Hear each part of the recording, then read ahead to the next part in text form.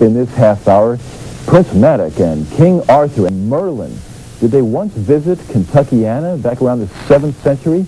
We'll find out. Also in this half, talk about the first Europeans to come to America. And we're not talking about Columbus 500 years ago. No, it's possible that Europeans were here in Kentuckiana in about the year 574. I'd like to introduce you to two gentlemen who are holding to that theory. First of all, Jim Michael of the Ancient Kentucky Historical Society, and Alan Wilson of the Arthurian Foundation. Thank you both very much for coming in.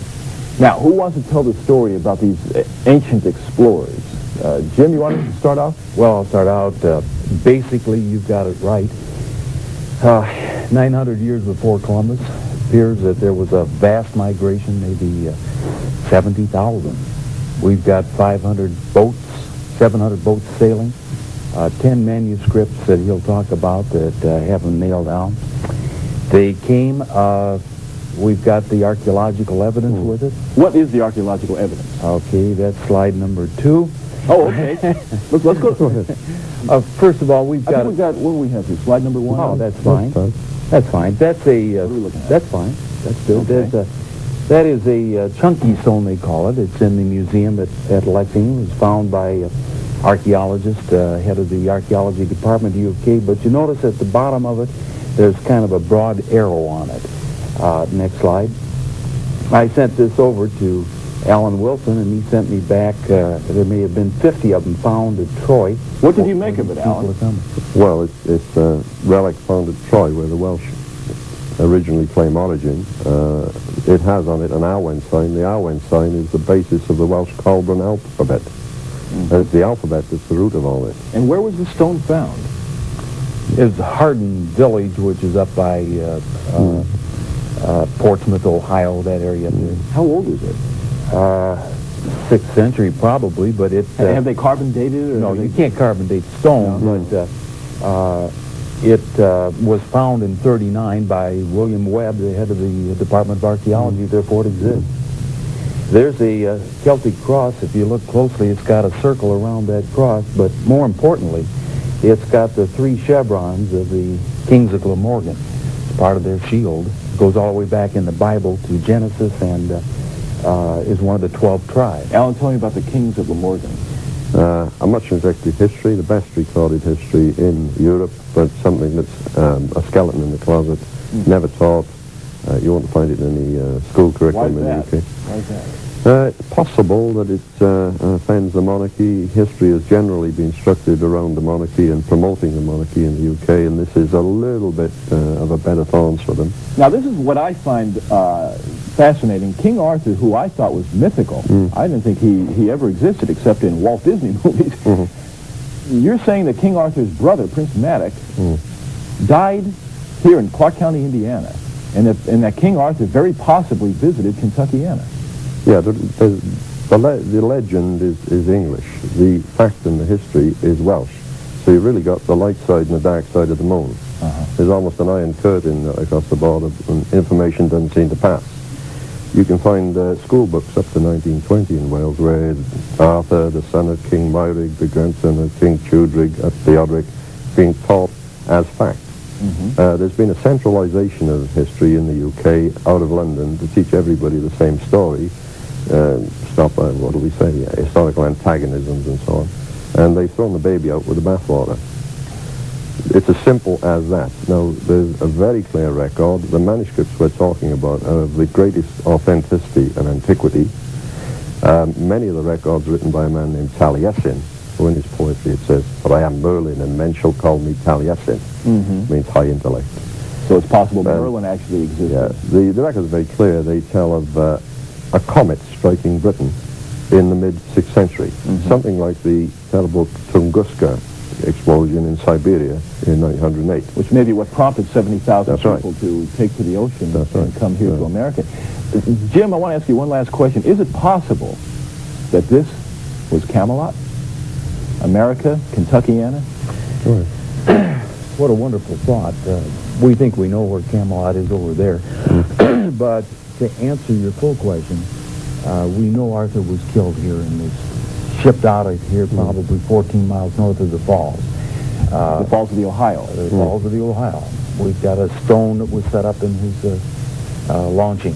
Amazing. He was mummified, wrapped and put in his golden armor, wrapped in deerskin, and taken back and hidden over there. I'm sorry we've run out of time here, but you have more time tomorrow night to explain this at Jefferson Community College at 8 p.m. in the Hartford building. This is Jefferson Community College downtown. Also on October 27th at University of Louisville's Ekstrom Library. That's the main library on the main campus. And then on October 30th at the Oldham County High School Auditorium. And Jim Michael and Alan Wilson, we thank you very much for stopping in this morning. A fascinating topic. It's 16 minutes away from 7 o'clock. We'll be back with news headlines and the weather right after this.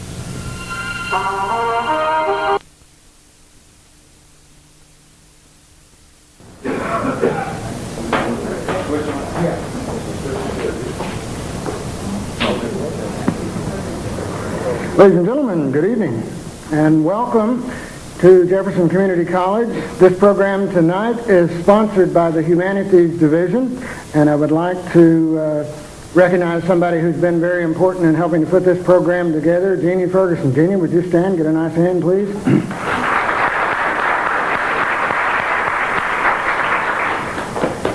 The two people you are about to see tonight, and some of the evidence you are about to see tonight, perhaps will be just a bit startling. I know it was to me. Remember over here, I've got Glenda over here who is doing a research paper in my class on the mound builders. And Glenda said to me, oh, by the way, this weekend over at Iva's home, they're having a gathering and they're going to be talking about King Arthur in Kentucky.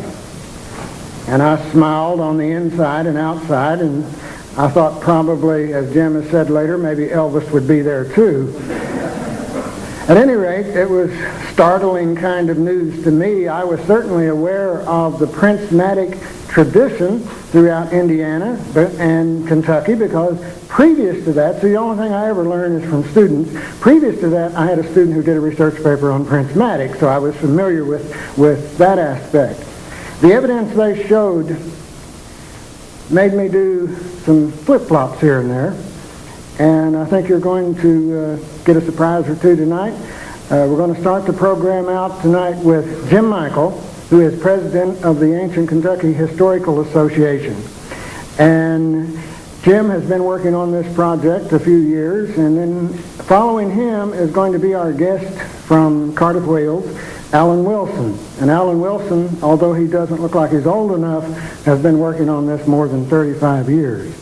So would you give a nice welcome, please, to Jim Michael. And Georgia, would you catch the lights over there?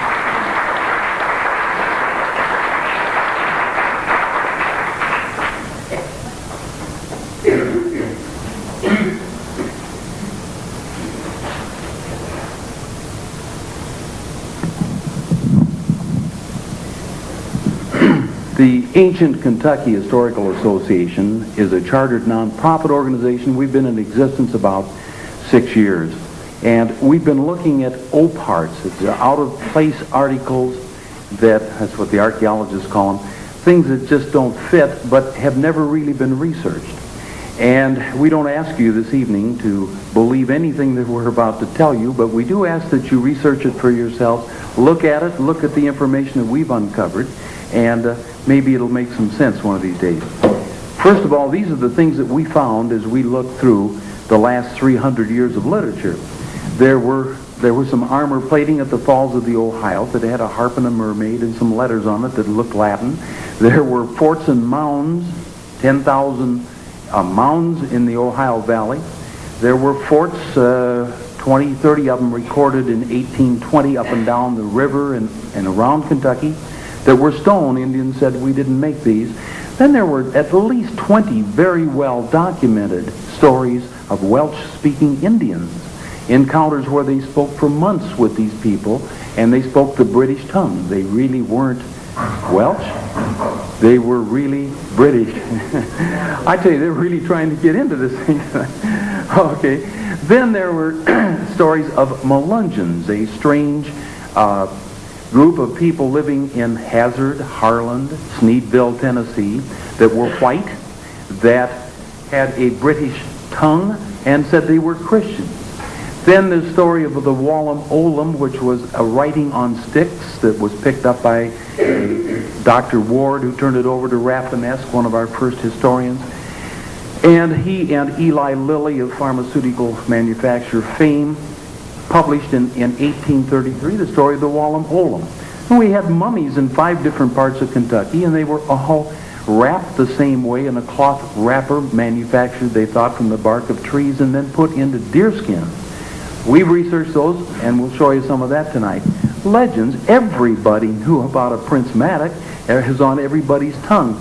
And then, of course, there was a strange writing that we found on rocks all around Kentucky. At first, we didn't know there was any in Kentucky. Now we do. This is John Filson's book, and it was published back in 1784. And in the political year, you should ask, what did he know and when did he know it?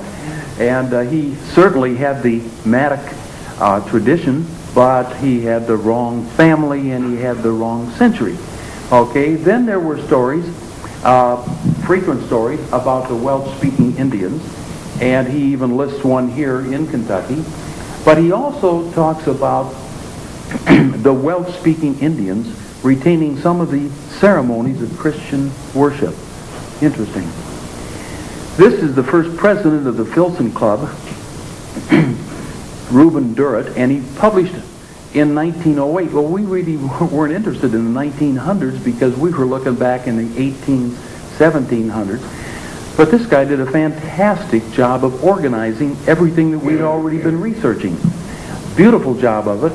And here it was all laid out for us. All the traditions of Madoc laid out. All of the Welsh-speaking Indian stories, and this is just one of 3 pages. He talked a little bit about Atlantis and some of the other things in the first 13 pages, and the whole rest of the book is on the Welsh connection. One of the things that he pointed out to us that tells exactly how Madoc got lost is that there was a Richard Hakluyt who published in 1582.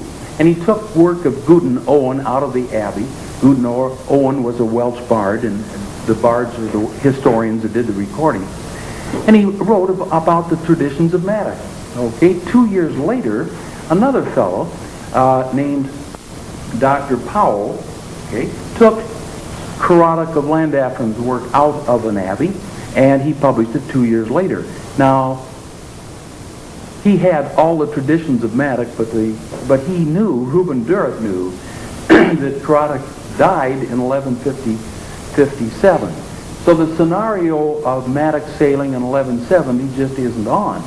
All right. Then when I talked to Alan Wilson in Wales, I said, hey, we ought to look for this guy. He said, okay, we'll help you find him. He started looking, and he found Walter Map writing in 1130 about Madoc, and someone in 1100. And he said, hey, these guys got the wrong Madoc. And sure enough, they did.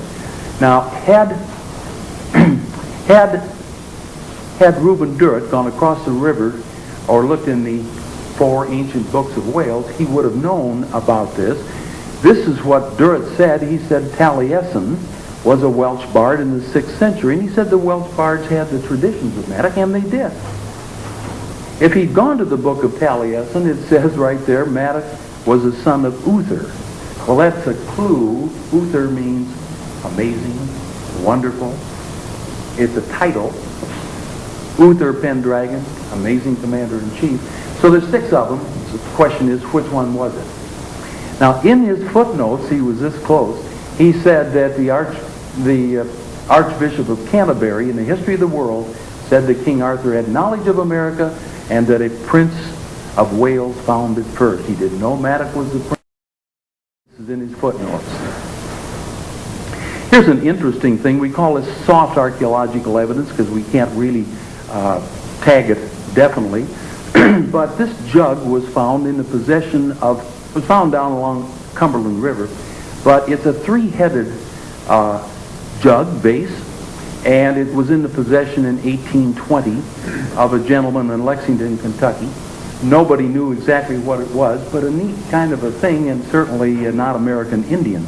Up in Ohio, another 3-headed stone was found. It has a head going this way, a head going this way, and a face of an animal going the other way. 3 different heads.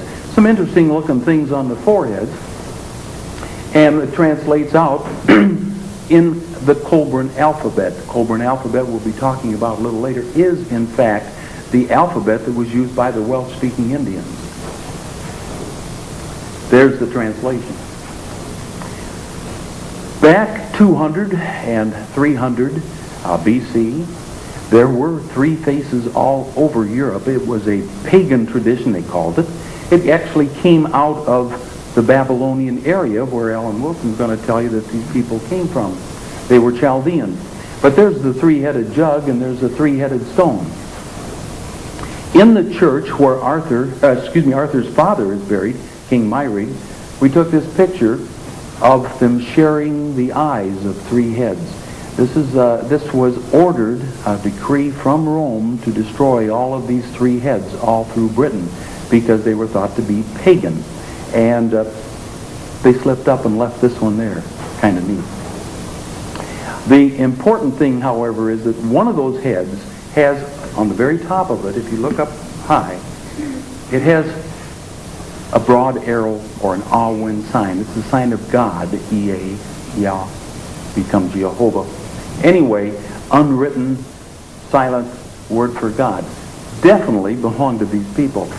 In Britain, a couple blocks from Alan's house, on one of the bridges, we find this Awen sign. We find it in the churches. We find it on the prison jackets. We find it all over everything that is owned by the government, bayonets, you name it. And it's interesting because here it is on what the archaeologists in Kentucky call a chunky stone, a gaming stone. So I sent this over to Alan, his partner Brom, and I said, what do you make of this? And he sends me back 6 more just like it from Troy, where you're going to find these people came from. It isn't a chunky stone or a gaming stone. This is a whorl. They use these to manufacture cloth. Okay? It's like a flywheel, but you notice that it has the Awen signs all over it. Well, then as soon as I started looking at that, we started looking at Heinrich Schliemann's work, who dug up Troy, and the dates on these go back 500 BC. So here's one down at the bottom here that I've enlarged to show you that they made it with dots as well as with the firm arrow shape. So there's the chunky stone that we have in Kentucky. Rather hard evidence because isn't anybody on earth that could have faked this. I'm the first one that ever heard of it, and they found that in 1939. Archaeologists found it. Webb from the University of Kentucky. So, okay, that's how they used the stone you see here as a whorl to manufacture cloth. And of course, the mummies that they found all over Kentucky had a woven cloth that was manufactured somehow. Now we think possibly we know how. Here's a Frenchman that came down out of Manitoba, Canada.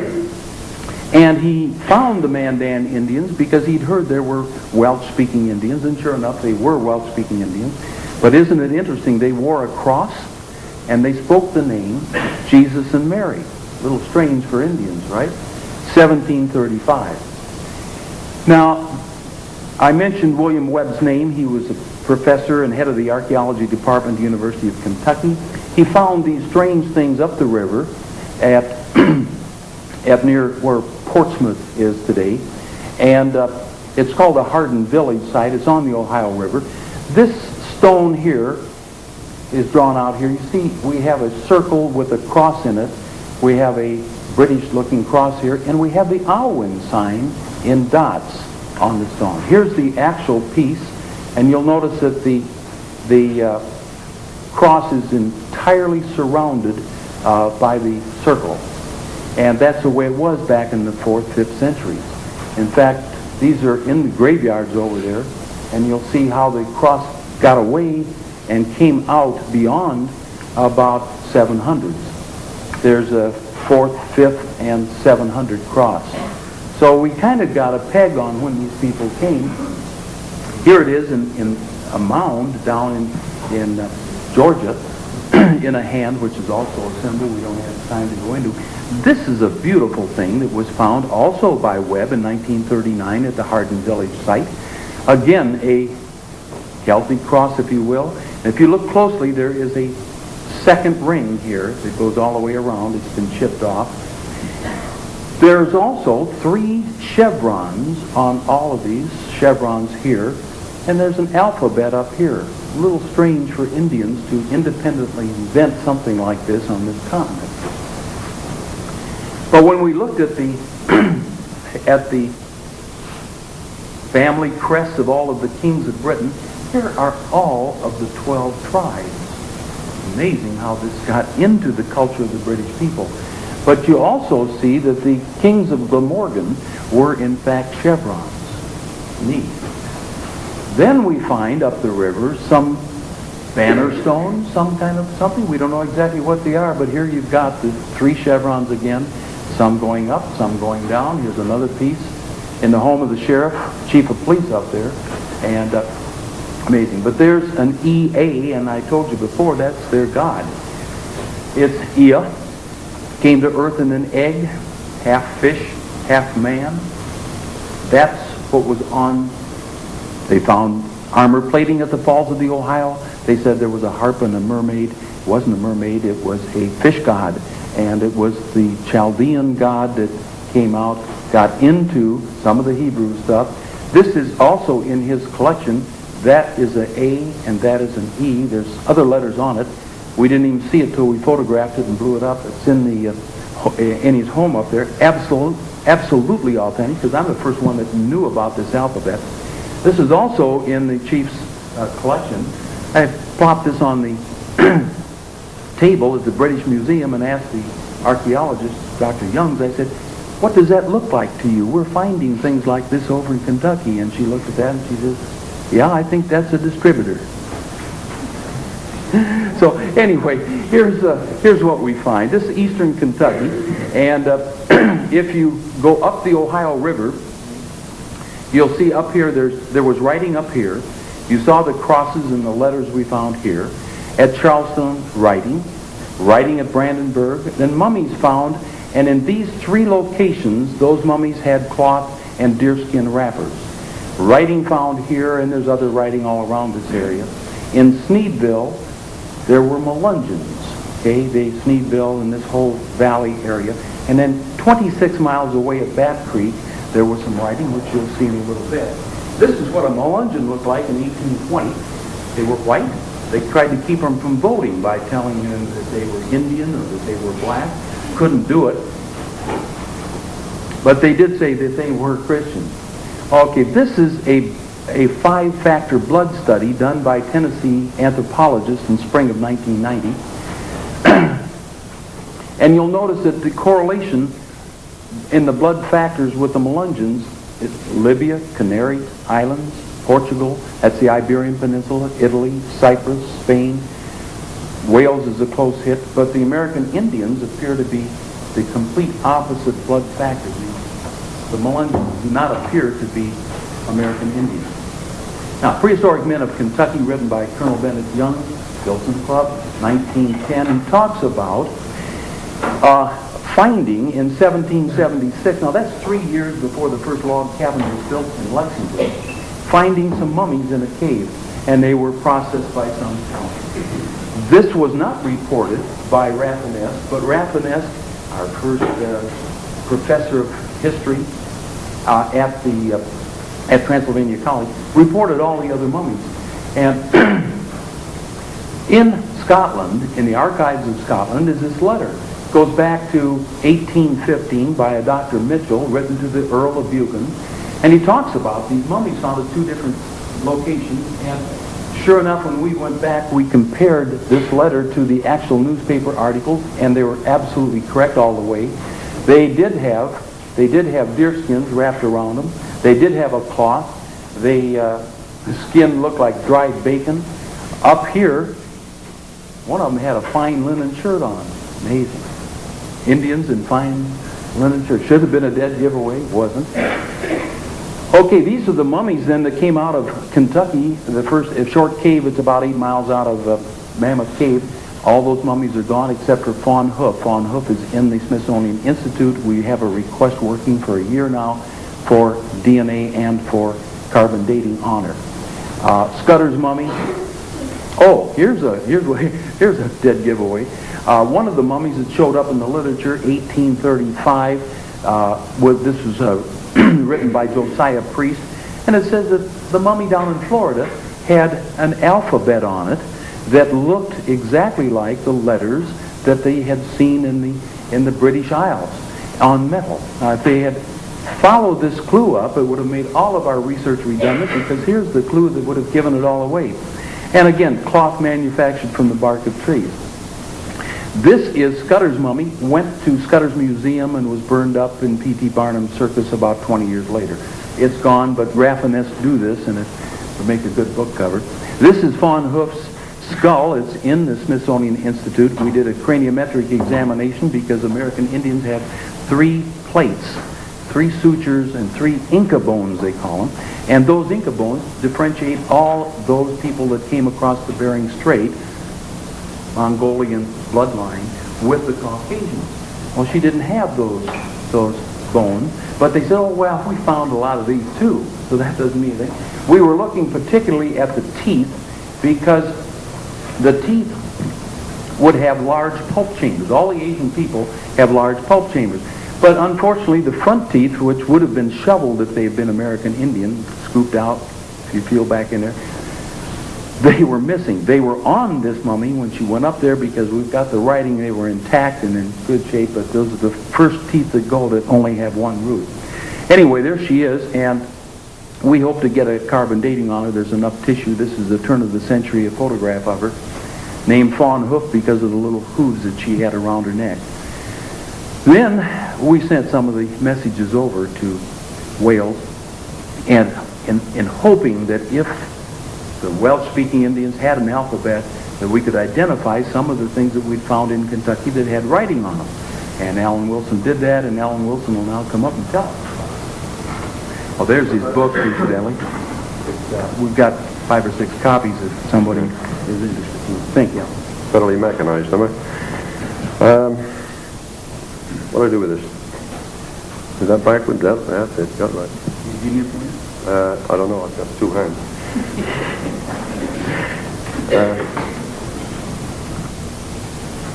I'm going to start off by going in the wrong direction, but bear with me because it may pay off. I started looking at the history of Southeast Wales about 35 years ago as a hobby. And my reason for starting to look at it was that I didn't believe a damn thing I was told in school.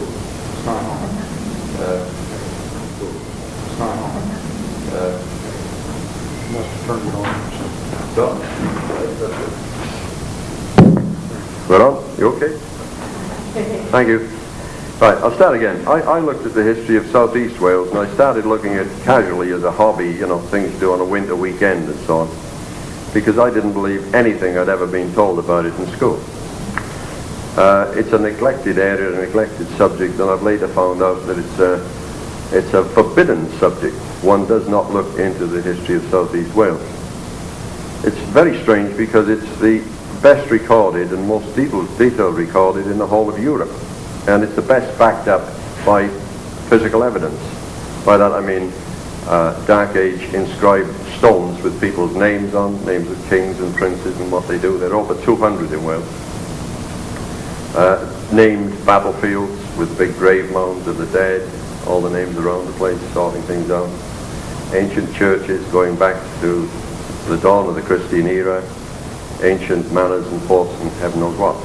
And a massive record in different forms, lives of saints, genealogies of saints, the genealogies of the kings, the written histories, historical poetry, the triads, everything sort of interlocking. Charters of the land of cathedral, going back to about the year 400, on to about 1100, abbey charters and so on. And the charters are important because the king gives the charter to the church, and all the princes and his family line up and sign as well, and his brother the bishop or his son the bishop and all the leading clergy do the same. So you've got a who's who down the centuries. And everything seems to interlock and to fit together. What seems to have happened is this. The British claim 2 places of origin. They claim a migration coming in from Syria. And the Syrian migration, obviously, is a very early one. It takes place around 1600 BC. All right? Now, if that is correct, there is a Syrian population moving into Britain at the dawn of the Bronze Age. The reason for moving into Britain is very clear. If you've got tin, you can make bronze. You have bronze weapons which are infinitely superior to copper weapons. So it seems to be militaristic. At the same time as this invasion is said to take place, a vast explosion took place in Britain of what they call the Wessex culture. Marvellous metalworking emerged everywhere. They find it in ancient tombs and mounds and God knows where. And it has no sort of base, no pedigree. It seems to come out of the blue, out of nowhere. The second migration takes place around 500 BC. And it's said to come from Troy, and the British have always claimed to be Trojans. And this was happily accepted until the beginning of the 19th century. Then people in Oxford had bright ideas, and they said, hang about a minute, Troy is a fiction. It never existed other than in the mind of Homer. And if Troy is a complete fiction, the history of a people who claim to be descended from Troy has also to be a fiction. So you have to get rid of this history and throw it out. And an onslaught developed on this history. People ran about making huge reputations, say, I have disproved this manuscript, and I have disproved that manuscript. Of course, they hadn't disproved anything. What they're really inviting us to believe is that for about 1,200 years, several thousand writers, bards, monks, historians, all combined together over 1,200 years, spread over about 30,000 square miles of territory, to produce a vast, interlocking, totally credible forgery, which would fill a library, and does. And they backed this forgery up with skeletons in stone coffins, with inscribed tombstones that are known to be 1,600, even 1,700 in some cases, years old. They backed it up with battlefields, with graves with thousands of dead in, etc. In other words, something has gone wrong. So my colleague and I finally decided we'd look into this properly and in some detail. Now, the way to go about it, we decided, was to see if we could track back on the migration stories. Now, there is in South Wales an ancient alphabet known as the Colbran. Now, generally, it was written on wood. They made a wooden frame, put triangular slats of wood across, and they cut into the slips of wood with a little axe or a knife. So obviously the entire alphabet is a straight stroke alphabet. Can't have any curves. It had the advantages that even if your sight was going or you were in the dark, you could read it. It's like a braille. This has been noted. Again, when they threw the general history out and said, all this history is a big forgery, they also decided that the Colbran alphabet was a big forgery. So out of the window went the alphabet, or the theory of the alphabet. The idea developed that it had been invented around the year 1800, which is remarkable really, because there are books of 1580 and earlier, and 1520, exhibiting the Colbran alphabet. And I don't want to bore you too much with that, but I can assure you that the proof is enormous. So what we were doing was something against the trend with academia. The academics were in one direction and we were tending to go in the other. We found that there were Colbran inscribed stones in Wales, they were in England, dug up in London, they were in the north of England, they were in Scotland, all over the place. And so we decided that if they were the Welsh alphabet, and a man named Llewellyn Sion had preserved the cipher to the alphabet in 1560, then we would know which sign was A, B, C, D, E. Therefore, if we had an inscription, all we had to do was look at the sign, place the appropriate letter underneath, and if we went along the inscription, we should come out with a word. And this is what happened. And so we had Welsh words. And for an English person, all you have to do is look up the word in the dictionary, and if you've got an English-Welsh dictionary, which is easy to acquire, and lo and behold, you can read what's on the stone. Some of the first we did, one was of a stone known to have been erected around 950, and it said Hiduo Rex, Well, Higio Rex in all the manuscripts is Higio Rex, and he's Howell the Good, who died in 948. And his grave mound is about 3 miles from this stone, and his court is about 6 miles off. What's left of his court is Upper Court Farm and Lower Court Farm. We found another one, had a floral cross on the top, figure of a man below, carrying a sword in one hand, scepter in the other, his inscription below. It said, Godufan the Exile. We looked up the records. Godufan the Exile is there. It says, Godufan was a turbulent, mad and wild king, for which reason he was deposed and exiled, and his brother Frun placed in his stead. And this proved to be the pattern right around Britain. Everywhere we looked, we found a stone, we could read it, and it always had some correct historical credibility. So we were encouraged to think that we now were on something of a winner. We then found that there were even books in the Welsh National Library wholly written in Calvin. Some of them with 6th century poems and so on. So the idea of forgery was rapidly going right out of the window. What we then decided to do was to check back on the migration legends. How's this thing? Have I got the right end of this, Jim? Shake it a little. Shake it a little. It works if you shake it, does it? Yeah. The migration legend, the second one that we took, started here. And the people journeyed around here, and they actually stopped off in Spain, picked up 3 groups of their countrymen, went on to the UK. Okay? We also noted that coming out of here, Troy, about 100 years before this, the Etruscans had moved out of the area, and they'd moved into Italy and set up the Etruscan Empire. So it seemed to us possible that we'd have an alphabet in Britain, possibly here, probably here, and here.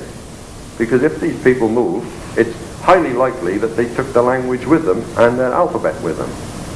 And we also knew that Pliny the Elder had said that the Rhaetians up in Switzerland, around here, were Etruscans who had moved north. So there was a chance there. What we then found was that there were a massive inscriptions here, there were a massive array of inscriptions here, some up here, and quite a few over here. And they all appeared to be in the same alphabet. Now somebody had anticipated this. A man named John Williams of Oxford in 1846 had said, isn't it strange that we find this Calvin Welsh alphabet all over Etruria, the Etruscan Empire, and all over Phrygia in Turkey? Of course, he didn't say it too loudly. He published it because, again, he's swimming against the tide. Everybody's saying this history's terrible, it's all forged, it's no good, don't look at it. And he's looking at it. So we began to try to translate the inscriptions in Etruria. And logically, we started off with bronze mirrors that only have 1 or 2 words on them. No problem there, they were reading up. There's a fellow leaning over an altar, carving something up, and it says, sacrifice, things like that. And we started looking at little longer things, little inscriptions on jugs, wine jars, things like that, on the statue where there's a gladiator looking awfully sad with all his armor broken up, and the goddess has got an arm around him, you know.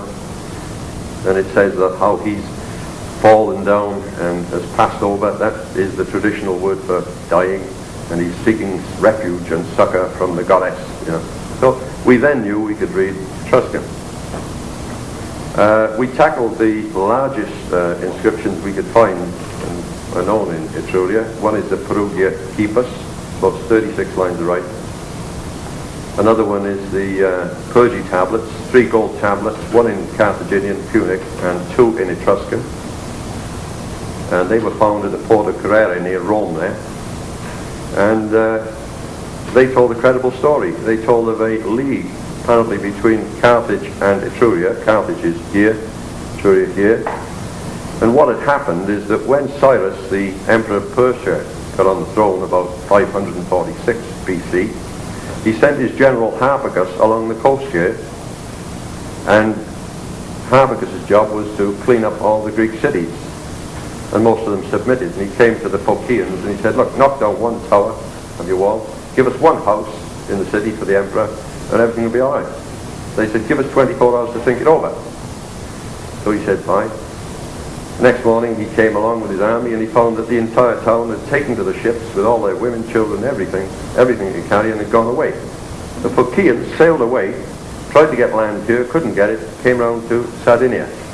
And they thought it'd be a very good idea to set up a pirates So they set up as pirates, and they traded on preying on the Etruscan fleets here and the Carthaginian fleet, the merchant fleet. So a league was formed between Carthage and Etruria to provide 60 ships each, a war fleet, to track down these Phocians and destroy them, which they did. And the Phocians were driven out of there and they finished up here in Sicily. But that's what these tablets tell you in Welsh. I'm calling it Welsh because it's probably Cumbric, right? We tackled the Agnone tablet from the Adriatic coast, which told of the origin of these people, how they come to be in Etruria. I'll tell you that later, if you like. So we're fairly confident we could deal with this. We tackled the Few-Wrightian inscriptions, and they work out as well, no problem. So we then moved further back in time, and we got over to Turkey, tackled some of the inscriptions there. Primarily, the longest one we could get our hands on was the inscription over the supposed tomb of Midas, and that turns out to translate perfectly, logically, very well in the same technique, reading in the same language. So what we've got is a language coming from the east to the west, dying out in the east, dying out in Etruria, which is known to have died out there, and if you read Pliny and others, they'll say how Etruscan is totally different from Latin.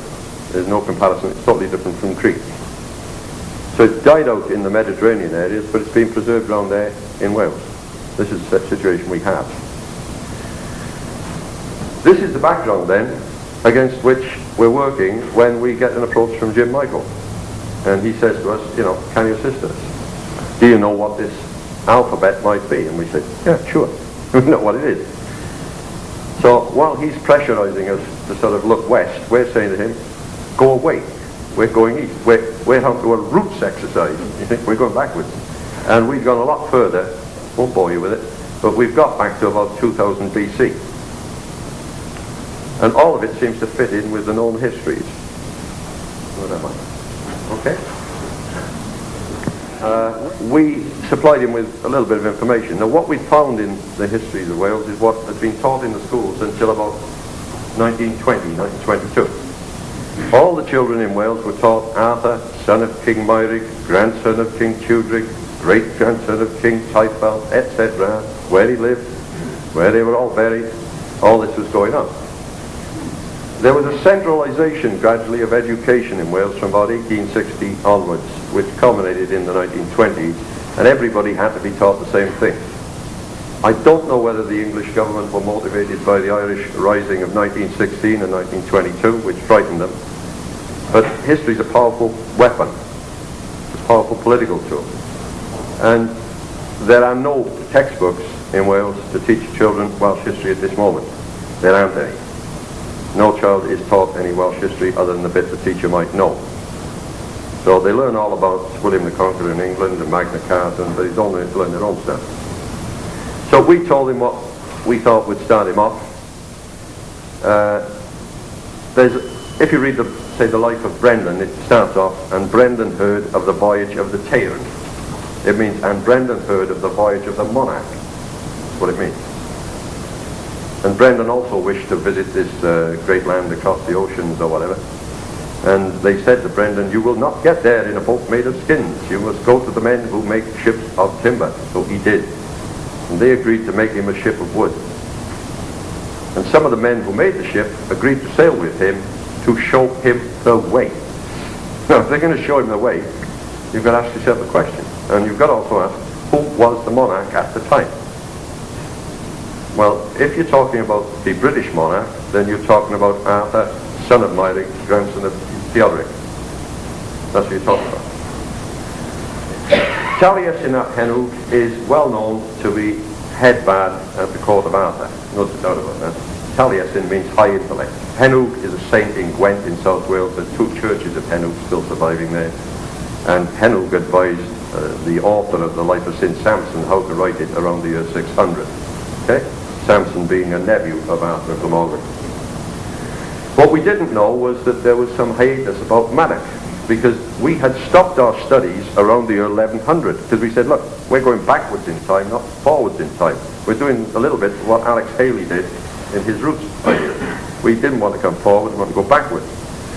Our assumption was that Madoc had been correctly dated around 1170. There was so much written about him by so many people that you would anticipate they'd done their homework.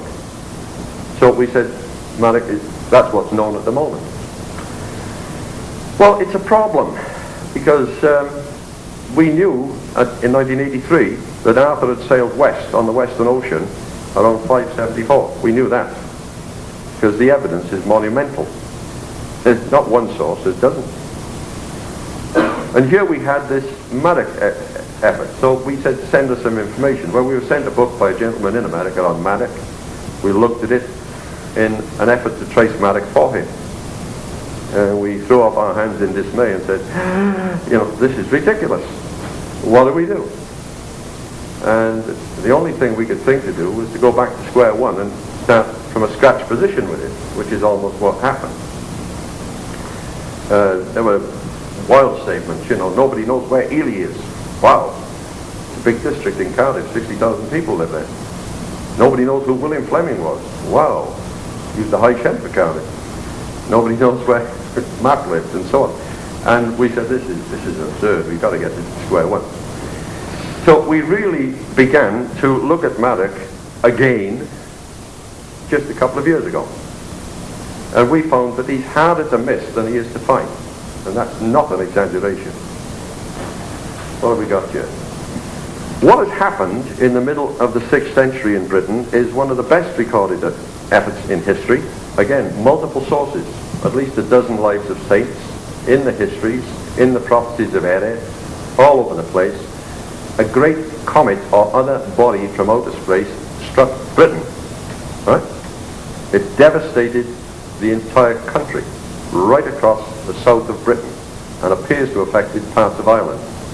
It may be the reason why the Scots moved out of Northern Ireland, crossed over, and went into Western Scotland. They were originally in Ireland, because that's what they did at that time. The records are very clear that most of the country had to be evacuated. People fled to the southwestern tip of Britain, Cornwall, they fled to Ireland, and they fled to their kinsmen in Brittany and Ludlow, which later became Normandy. Huge areas could not be lived in for at least 7 and sometimes until 11 years. This is probably the origin of the romance stories of Arthurian knights entering the great wastelands, which you'll find peppered all over the romance tales. What has happened is that, independent of us, fortunately, Oxford University Astrophysics Department, in the person of this gentleman, Dr. Victor Klug, has come to the same conclusion, that a comet struck Britain in the middle of the 6th century. Place names everywhere actually indicate that it did. So we've got records in the lives of the saints, we've got them in the triads, we've got them in the histories, we've got them in the ancient poetry, we've got it everywhere. Comet strikes Britain. It seems to have had a similar effect to the disasters in Egypt at the time of Moses. The birds died, the animals died, that's the farm animals and the wild. The reptiles died, the fish in the rivers died, people died, the plants died, nothing lived. All the buildings were shaken, it says, to the very foundations, the roofs fell in. This is probably why all the Roman cities and towns in Britain were totally ruined, whereas they've survived, in some cases, in very good state in France and Italy and North Africa, but they were shaken to pieces in Britain. It must have been awesome, and Oxford University, not us, estimate the blast to be something equivalent to 100 Hiroshima atom bombs. This is what happened. When it happened, Maddock Morfran, is the fleet admiral and is at sea. And he gets blasted out by the huge tornadoes and waves and winds, and he doesn't know where he is. He comes back after 10 years when a lot of people have begun to return to the country, including the king. Because the king took the army out of the country and planted it in Ludlow, later Normandy. And he took the army with him because he knew he might have to fight his way back in. Maddock comes back after 10 years and they say, where have you been? Because you can't stay at sea for 10 years, your ship will fall apart, you can't live. So he promptly told them of this wonderful, huge, vast land he'd been in, where hardly anybody lived. And it says quite clearly in one record, he was ridiculed because they couldn't follow his star directions. Obviously they used the stars, as people did through all ages, for navigation. So So they send out an admiral named Gwenon. All I'm doing is telling you what's in the record. And Gwenon came back and said, it's right, it's there. So now they hold a big council, and the king calls all the government in, and they have a parley and see what they'll do. And they decide this is an act of God. Because their country has been destroyed, God has shown them another country. That's what he says. And there's one long poem between Arthur, son of Uther, and Llwyd, son of Madog, son of Uther. So that makes Arthur and Madog both sons of Uther, therefore brothers, and Llwyd is Arthur's nephew. Interesting, because Llwyd means coloured man. It doesn't mean black man, it means brown man. I find that astonishing. And the thing goes on through about 40 verses of poetry where first Arthur asks questions and the other guy answers him. And the king can't understand how there is such a vast country with nobody guarding it, no coast guards, no kings protecting their rights. Are they Christians? Do they have cities? You know, question and answer. And he finally decides that he will sail for this country. We have so far located, I think, 4 ancient records and a further 6 medieval records of the fleet. And he assembled 700 ships in Milford Haven, that's in the west of Wales, and they sailed the Western Ocean for this country. So it was 3 voyages, first Madog by accident, checked out by the admiral, and then the king sails with Madog and others. And they also brought a man named Ammon with him, who was the king's brother-in-law. The tales go on and they say how the king was in America, or we assume it's America, for 4 years. He is assassinated by a naked savage. And I find that very difficult to place in Western Europe. They wrap, 3 ladies of the court wrap the king's body in leather, deer skins, 3 of them. They place his armour on him so that people will recognise him, because they dry wither him, which is a form of mummification. They dry him out, obviously. And they place him in a boat, and 7 men begin a celebrated voyage, which is enumerated time and time again. And this celebrated voyage brings him back. Well, we already knew the other end of the voyage because we had several records, very, very clear ones, in great detail, of a ship arriving at the mouth of the Iwenny River in South Wales with a body in a bag, and they put it in a boat, a leather bag, take it upriver to St. Illtyd, who is a first cousin of this King Arthur, and he takes it into a cave, and they plop the body in the cave for a while. If you go into that cave, which is still there, obviously, there is a pit running east and west. It's well into the cave, and it's about 11 feet long, very squared off, 3.5 feet wide, and about 3.5 feet deep, man-made in granite, and you wouldn't do that much work for a peasant. Later, they take the king out and they bury him on a hill nearby in a church, and the church is easily identifiable from many records. So it's rather an odd circumstance. Where did the ship come from has bothered everybody for centuries, right? Okay, where are we going with this? Right. We already knew something about this one because everybody had spotted this. They said, they do not know the brindled ox, thick as headband, 7 score knobs on his collar. They're describing a brown ox with a mane, which, in my opinion, can only be the American buffalo. And here are the 7 men. When we went with Arthur of anxious memory, 7, except 7, none returned for Guy Vanry. Huh? The famous poem is called Prydau Annwn. It means the voyage to the other world, and they constantly alluded to the other world. Medieval people couldn't understand all this, and they thought the other world was a mystic fairyland in the what they called Celtic imagination. Bit odd, because we've already seen that the Welsh weren't Celts, they were Chaldeans, and they've never claimed to be Celts. But when they decided very blandly in England in the early 1800s to get rid of Welsh history because they were Trojans and Troy hadn't existed, of course, later on, Henrik Schliemann found Troy. And of course, things took an about turn, but nobody bothered to reverse the decision. So they had to give a label to them, so they stuck Celts on their neck. It's suitable, it'll do. And this is what appears to be happening. Okay, let's go on a bit. In order to get in the picture, I've drawn this little chart for you. You can see Arthur the Black. Hang on, let's go back a minute. Arthur the Black, he's the son of Maximus, right? 383, Magnus was in Britain, married Helen, the second wife, son of the king Eudac, Octavius, and they invaded France in 383. It's a well-known history. His chief general was known to the Romans as Andragatius, but he's Arthur the First. They seized Paris, he seized the lady Genevieve, Saint Genevieve, fought a big battle with the Roman Emperor Gratian at Soissons, 12 miles south of Paris in 383, defeated him, chased him down to Lyons, said to Gratian, let's call it a day, let's have a banquet. Gratian comes to the banquet, Arthur cuts him in half with an axe. Magnus then becomes emperor of the West. Spain goes over to them, all of North Africa, fights their way through Switzerland, down into Italy. That's why there is a carving of Arthur besieging a city in Modena Cathedral, you see, showing all the characters engaged in this expedition of 383.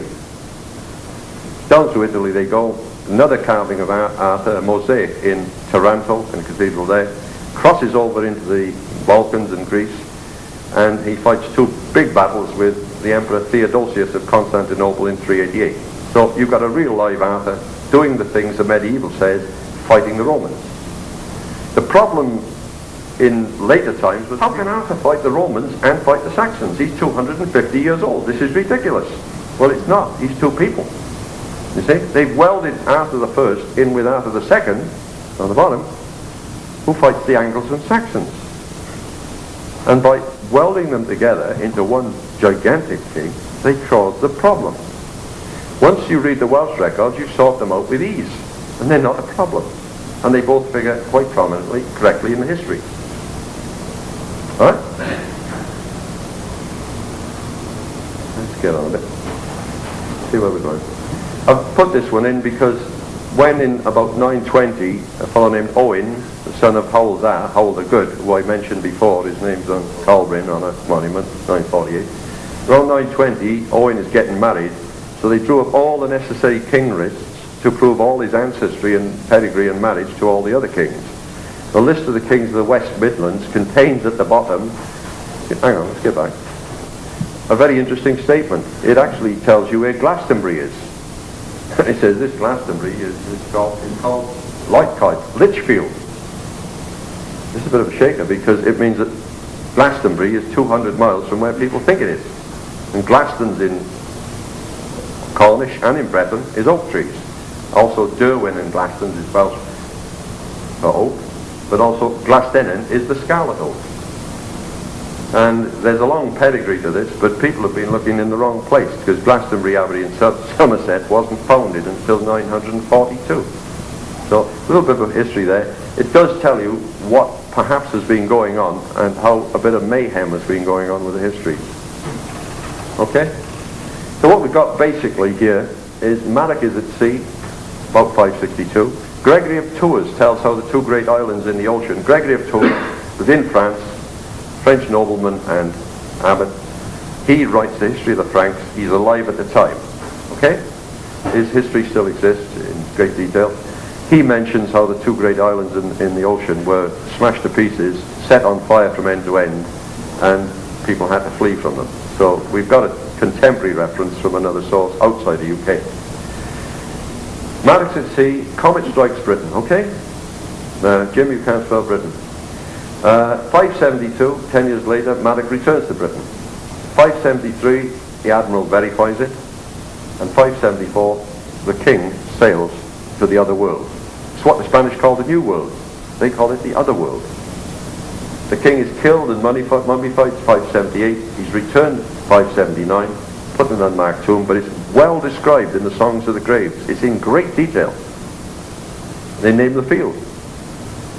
And in about 580, Merlin, who is Taliesin, several references to Merlin. He says, for I am Taliesin, means high intellect, and men shall call me Merlin, right?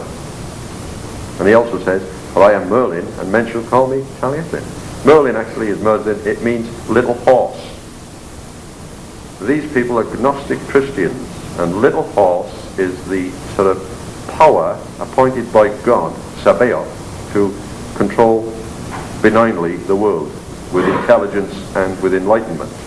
Sabaoth is enlightenment, little horse is enlightenment. So what he's saying, for I am Merlin, for I am enlightened, and men shall call me Taliesin, men shall call me high intellect.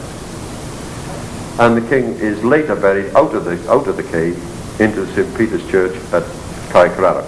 And it's well known there are 168 histories in England that say that he's buried at Caercaradoc. All you got to do is find Caercaradoc. It's not hard. Okay? What have we got here? Most of the writing in Colburn was done on sticks. They didn't often write on stone. But fortunately for us, they did enough of it for us to prove it and check it out.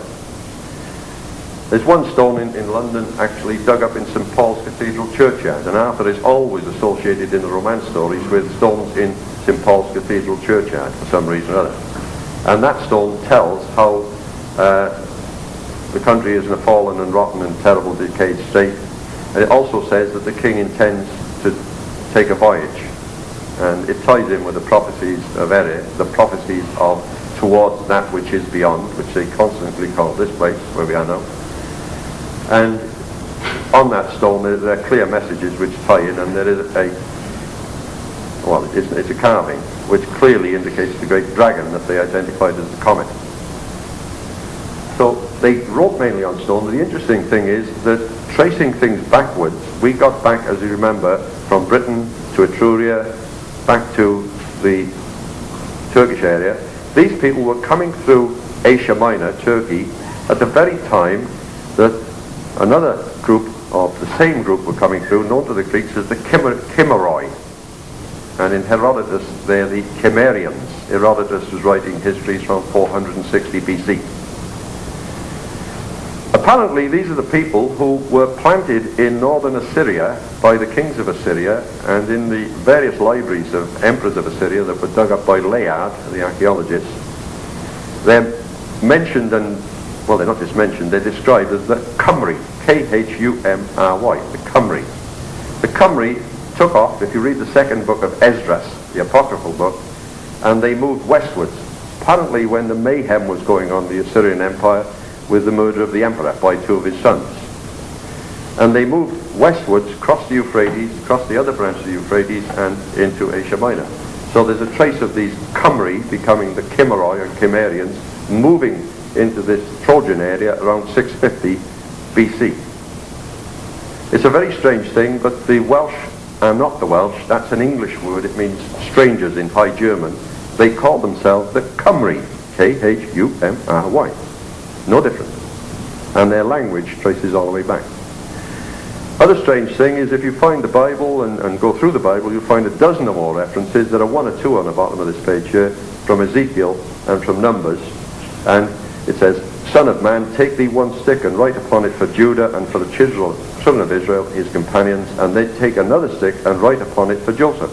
The other one says from Numbers, take every one of them a rod, write thou every man's name upon his rod. And we all remember how Aaron throws down his rod, doesn't he, before Pharaoh, and it conquers the two rods of the Egyptian priests. They used to write on sticks too. So this writing on sticks is also recorded by the Hittites used to do it. This little alphabet was drawn up for Welsh school children in the 1800s by a couple of teachers, and you can see you've got at the bottom the Colburn alphabet, or a version of it, and you've also got above it Ogham.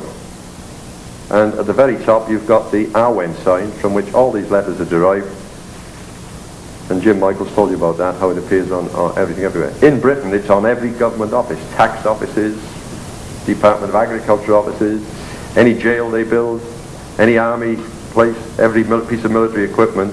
So state cipher, and it's on documents of state signed by the king as far back as 1250 and probably earlier. It's the state sign. There we go. That's a stone. Where's this one from? Let me think now. Grave Creek, and it's got That's Grave Creek, yeah.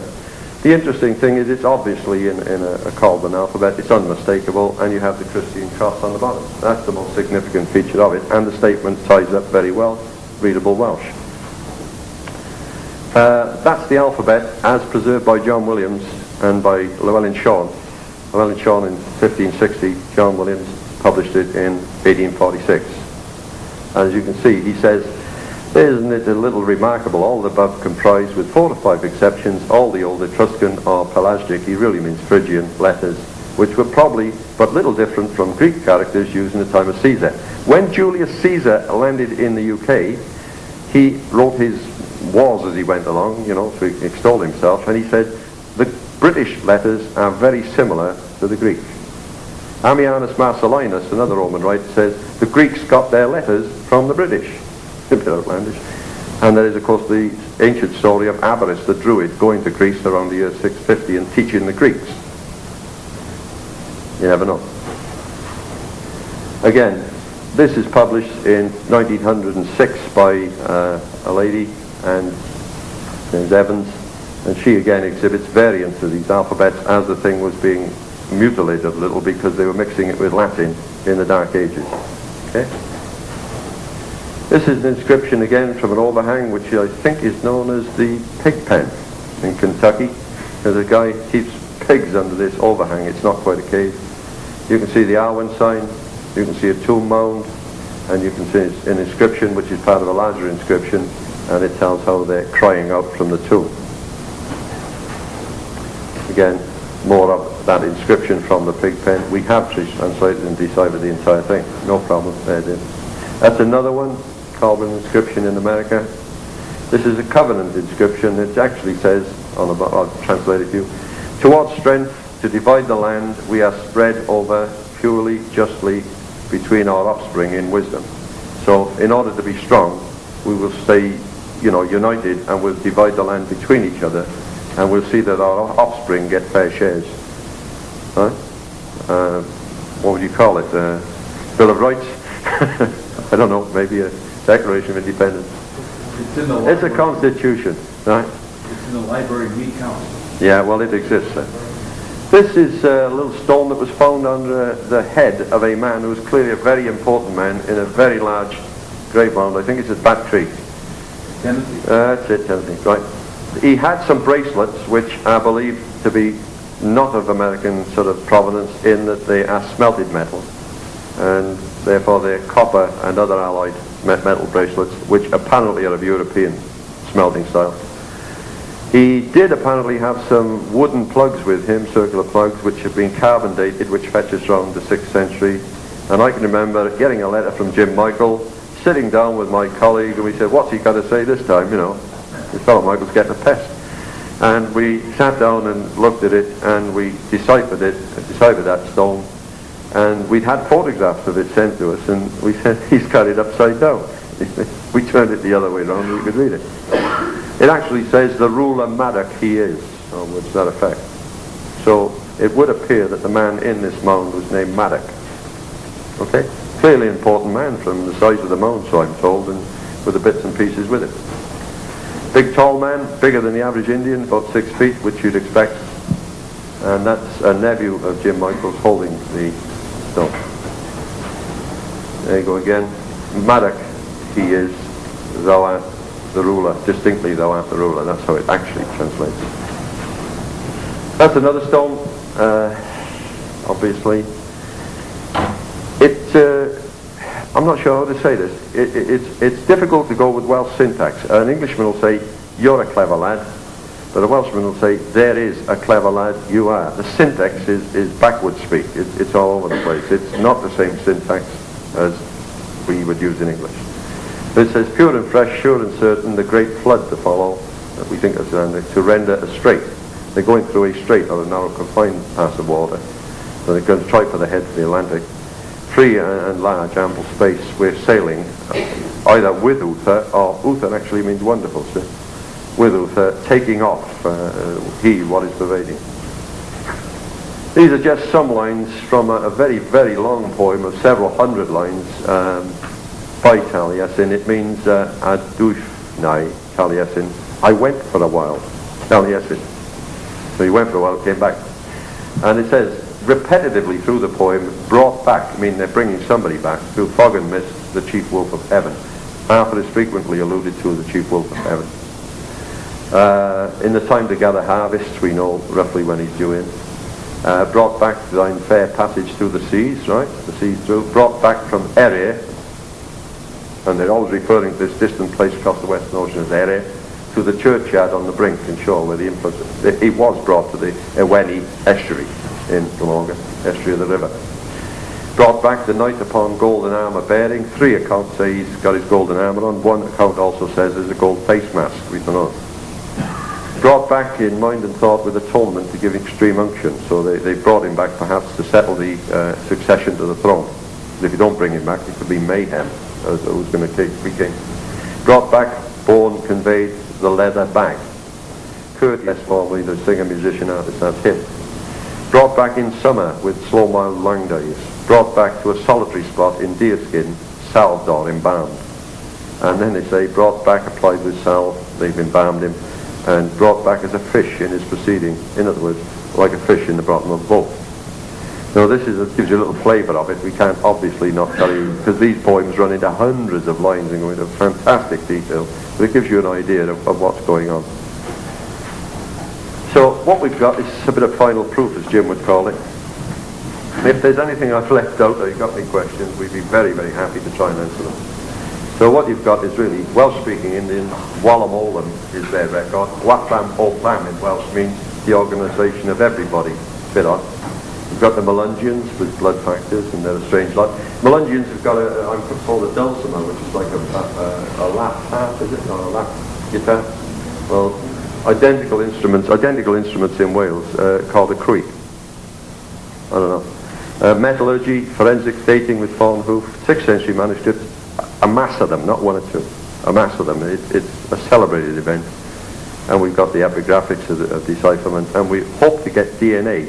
And what we're going to try and do is find out if we can get some of the family over there, get a little bit of bone or a little bit of something, DNA it, and we've got a university willing to do it, and if we can get some items over here, if we can get this jawbone of Maddock, which is in the Smithsonian, then a DNA test will link them up and there's no argument. End of story. Carbon testing will help. Can we have some lights? Should we go to lights? Let the dog see the rabbit? Right. If you have any questions, we'll do our best. Because we've covered an awful lot of ground. It's a massive subject, and we know that we can't really tell you everything. I have a question. Yeah, go ahead. How far west supposedly had the Welsh traveled? And the reason I ask is because several, last year, maybe early last year, I saw a report on unsolved mysteries of carbon. Sure. We find them all the way out in Oklahoma. There were 70,000 of these people, so they could have gone everywhere. 700 boats, each one holds 100 to 120. They could have had 70,000. And of course they brought animals and other things too. They brought horses for the sake of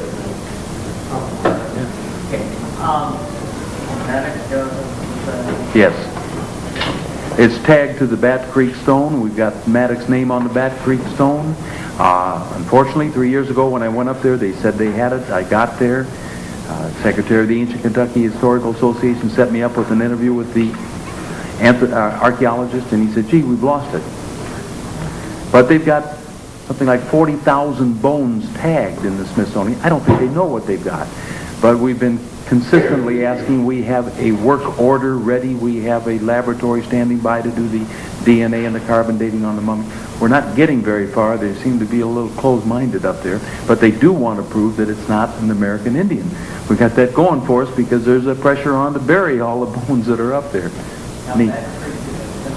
The Bat Creek is in Loudoun County, Tennessee, and there were several mounds there, and it was dug by archaeologists 1886, and all that stuff was taken to the Smithsonian, and it sat up there in a drawer for years, and that's when we found that stone, which they thought said comet for the Hebrews and all that stuff. Words look Hebrew a little bit.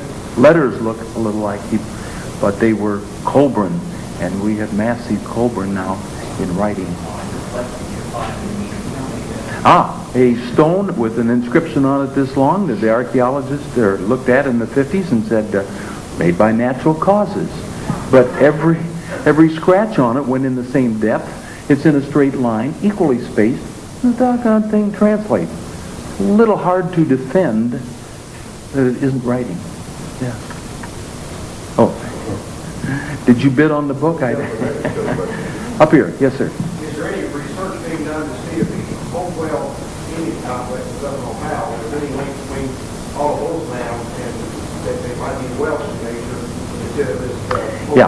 Unfortunately, there's no funding for this kind of work. If there were, we'd be right on it. Absolutely, they were Welsh. They were British, no question about it. We find all of the things around that area are British. The forts, the mounds, the whole thing. These people buried their kings.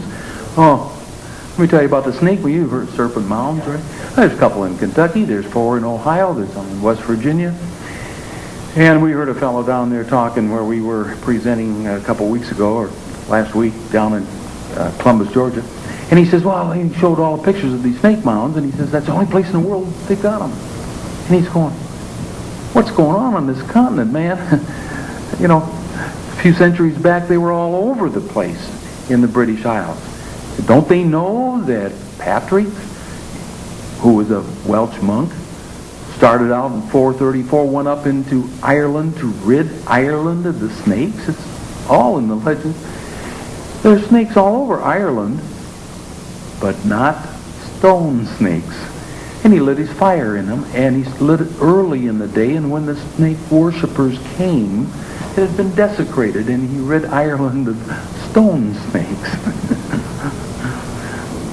Yes. There's proof coming out now from civil engineers and surveyors. Yes, sir. That these mounds up here in Ohio, they're laid out in the increments of the mound. That 5 kilometer circles are 528 feet in diameter, and then also the surveyor's shade, we're surveyors. The surveyor's shade that we use today is showing up in the increments of all those mounds. All the mounds. Now you know. Our measurements based off the British measurements. We have a hunch that their measurements were just as accurate as ours.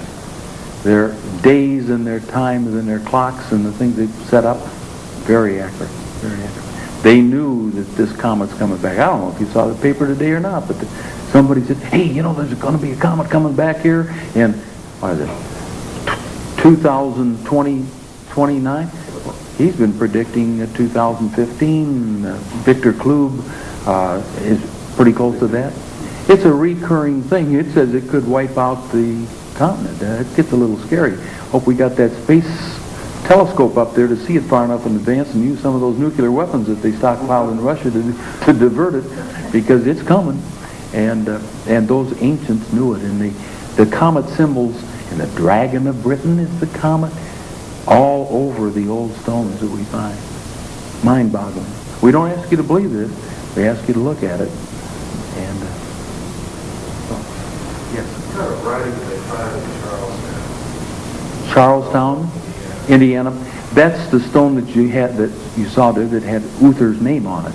And what he didn't tell you was at the very top of it, it shows you a picture of a boat, and it has a square box in the boat. Amazing. Had to go through a strait. Had to go through the falls of Ohio. It's 20-foot drop. Seven people. You can interpret the signs around the boat as the 2 kids on being usually together. And there's 7 dots and 7 people in boat. 2, in Wales, you've got a lot of duplicate words. You've got, more means the sea, but more means multitude. And then you've got guid means a goose, but guid means cognition, recognition, presence. And you've also got many of these dual words. And we found that when we were looking further back, about 2000 BC in the east, these things came into play with sort of hieroglyphic signs, right? And therefore the word Dewey means 2, but Dewey also means the ruler. So wherever you see 2, you can often infer the ruler. And that picture actually reads around the boat. 1 went mutually together with the ruler to pass through mutually together. And there's a boat with a box in it. So whether it refers to this body in a box in a boat, I don't know. So that's what Jim is getting at, but that's what it actually said. Yes. So what we're saying here is, or what we're referring to is not only was King Arthur II Yes. killed in America, Yes. but was his brother. Yes. Yes, Maddox buried here. Okay. Arthur's buried back there because they took him back. Okay, they took him back, but in succession, why wouldn't they take Maddox back? Because he would have been naturally succession. He may have been dead ahead, but they took 2 of his sons back for success. Yeah, there were other sons and there were other brothers of Arthur. He had a brother St. Paul, a brother Idnath who's murdered, a brother Frioch, who is Rioch in the life of St. Finian, going to marry the daughter of the king of the Picts. And so there were other people flying around who were in the picture. Also, there were sons around. Gwaedmyrth is mighty in blood, Morgan and Ethael. So, you know, there were other people in the frame as well. And Maddox was probably better off with a bigger country of his own. He had apparently one son named Llaki, means the glittering one, who was murdered. There seemed to be a lot of mayhem going on at the time over the throne. There's some confusion over whether Morgan and Ethael, who then ruled, are sons of Arthur, but other records clearly indicate they're sons of Maddox. And I'm inclined, the problem is a Welsh word, and they say ap, it means son of, but they also use it for successor to. So if a brother succeeds a brother on the throne, they say like Howell ap Rhys, but they're actually brothers. But Howell ap Rhys could be son of, you see. And it does cause some confusion, and it's taken a lot of weeding out, but it's highly likely that Morgan, which means begotten overseas, that's what the name means, is a son of Maddox. Okay. Amazing. Wouldn't it be nice if Alan can get Arthur up and bring him to the Falls of the Ohio for a theme park? Fantastic. Yes, question back here. Yes, we're doing DNA from a son to a father or a grandfather or a brother, or whichever we can get to. They're establishing parental responsibilities now in the courts from fathers to sons and assigning parentage. All we're doing is a 1,500-year-old paternity suit. And but once we've got that, now there's going to be a lot of people throwing stones at us, and we're waiting to have it because they're going to say, oh, it can't be. If you saw the Louisville paper, the guy looked for 3 months and said, I really believe there was never a Maddox. He's a real man. We found him in '89, and we knew where he was, and we just can't get to him. Yeah, this Maddox is clearly, you know, a very important man in the 6th century. Cousin to the king is the Bishop of Tylo. He became an archbishop. And you get the life of Tylo written out. And one of the major events in the life of Tylo is a visit to his monastery by Maddox, who prays with him. The fact that they actually mention that Maddox is there means Maddox is a biggie. He's a big man. And you also get the charters of Lambeth Cathedral being signed by King Meirig. And alongside him, signing next, is Maddox. So Maddox is, again, a very important person. And every indication, and again, you don't get mentioned in the Welsh triads unless you're a leading prince or a king, and Maddox is splattered all over the triads. So he's a very important person indeed. He's no small fry. Okay? Absolutely, but unfortunately that area is now underwater, or it's right up to the mounds. Yeah, there were 5 or 6 mounds. We've got a description of the area. Would be neat because we think there would be DNA in those mounds also. The archaeologists that dug in there didn't want the bones, they wanted the trinkets. That's what goes in the museums. They threw everything away. Thank God one of them kept the jaw. That could be a problem because there were 11 people in that mound. If he caught the wrong jaw, probably a descendant, probably would match up, but it won't be a father-son relationship, which we're looking for. Back here. Earlier you said one of the names meant colored or dark skin. Yes, Lewid. What was it? Cluid. Cluhad. How is he related? Well, he's said to be a son of Maddox. And could actually, Jim Michael has a text for the poem and a translation, so if you get in touch with Jim, I think it's great on that one. could actually be Morgan, because he was conceived overseas. That's what Morgan means. So we're looking at somebody who was probably 10 years old, who was back with him, talking to King Arthur, saying, hey man, we ought to go over to this place. This place is no good here where we are. We can't do anything. It's bad. So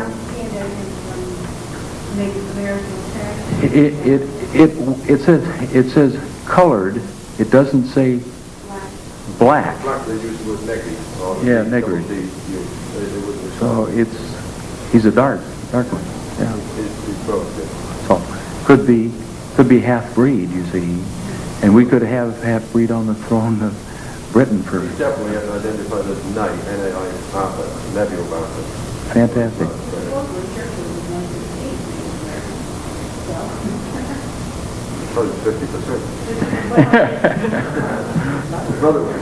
Okay, buffalo and the Druid fight. Gentleman up there might want to rediscover history that is being taught now, that the human race was all one race at one time as they started migrating. One color, one race, and that's the way it should be taught of. Well, we've had our first stone. We expect many more. Yes, go ahead. What you're talking about is 1979, Arkansas archaeologists Yes. did a study of the Cahokia land with all these buildings there. They found that the standard unit of measure used there was 16 and a half feet, 33 feet, 66 feet. And that's the surveyor's rod and chain that we use today that came from England. It's pretty powerful. It's the Welsh short yoke, medium yoke, and long yoke. So it's the same thing, yeah. But nobody's looking, and nobody's listening. That's all we ask. Thank you very much.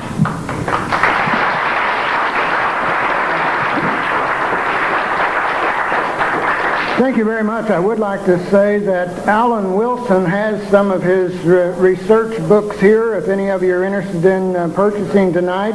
In addition to that, I'm sure that both gentlemen would be happy to talk with you down front. We thank you very much for coming this evening.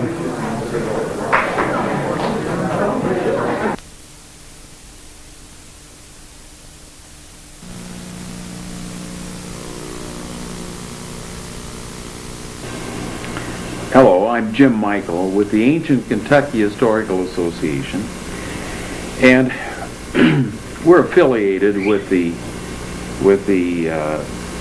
Kentucky Confederation of Historical Associations. Today I'm recording a program for you that was presented in January of 1993 at Elizabethtown, Kentucky, and it's how the alphabet was lost. The alphabet that we're talking about is the Colburn alphabet, and it was found on a tablet at Grave Creek, which is Moundville, West Virginia, about 10 miles south of Wheeling, West Virginia, in 1838 by a fellow named Tomlinson. Now, the tablet is only 1.5 inches to 2 inches in diameter and about 3/4 of an inch thick, sandstone, and yet it held 22 alphabetic letters. In 1843, Henry Schoolcraft came to West Virginia to look at the tablet. It had received worldwide publicity after it had been announced by Tomlinson about 2 years after he found it. This was about 10 years after Joseph Smith had found the golden tablets, and consequently Tomlinson said that he didn't want to pick up the stigma of all the controversy that had been involved with Joseph Smith's tablets. So for a couple years he kind of didn't tell anybody about it. Then later he announced it, and it received worldwide attention, and that's when Henry Schoolcraft came to Moundville. Now, Henry Schoolcraft was the co-director of the Bureau of Ethnology, later the Smithsonian Institute. And after he delivered his paper in the British Isles, he set out immediately to figure out what this tablet was. He recognized 22 alphabetic letters, said that, and one hieroglyph. Now, let's take a look at Henry Schoolcraft. If you read the Mound Builders, you'll find out his background. He was commissioned by President Madison to take over a Indian outpost as the Indian agent on the frontier. He married a one-half Ojibwe Native American woman, and in the 1800s he had to have known of the Legends of Madoc. It was certainly published by John Filson in 1784, and in 1808 it was in the newspapers, certainly in Kentucky, and I'm sure West Virginia, two different places here in Kentucky. So the question is, if he knew about the Welsh-speaking Indians, and he knew about the Prince Madoc legends that were floating around on practically every watering hole in Kentucky at that time period, why didn't he think that this was the alphabet of the Welsh-speaking Indians, which it was? Unfortunately, he wrote to Copenhagen in Denmark, and then he wrote to Paris. Now, these people told him he's absolutely right. It was an alphabet, and that 16 of the letters were, in fact, Celtiberian, which they are. This alphabet was left on the Iberian Peninsula. The Celt portion of it may be a misnomer. But then 14 of the letters were definitely Old British. Well, he had all this information. The question again is, why didn't he write to the British Isles someplace? He didn't. They had also mentioned that maybe one or two of the letters might be Phoenician, so he wrote to Tunisia to see if some of these letters were Phoenician, and then he wrote to Greece and Italy through the Mediterranean, and he got confused. Then his predecessors, people who followed him, Cyrus Thomas, John Wesley Powell, got caught up as the great debate is described in the Mound Builders book by Silverberg. And everybody had a view on who built the mounds. Thomas Jefferson certainly did. Ben Franklin did. And of course, the conclusion was nobody was here before Columbus, therefore it had to be the Native Americans, the American Indians that built them, and that's the way it went down. So, would like now to take you up the river to West Virginia.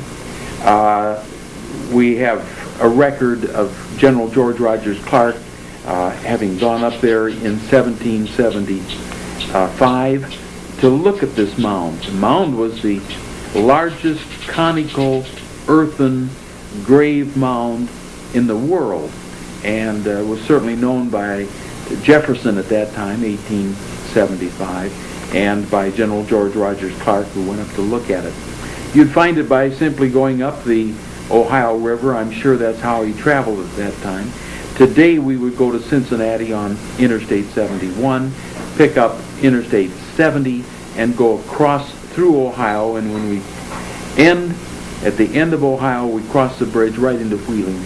We turn right and follow the river down 10 miles south till we get to Moundville. And there we'll see the historical markers of Moundville and of the Grave Creek Mound. We're going to look at a $1 million museum there. We're going to have a chance to talk to the curator, the lady who calls herself the superintendent, works for the park department, and you'll hear some of the strange translations that we find that were on the small Grave Creek tablet.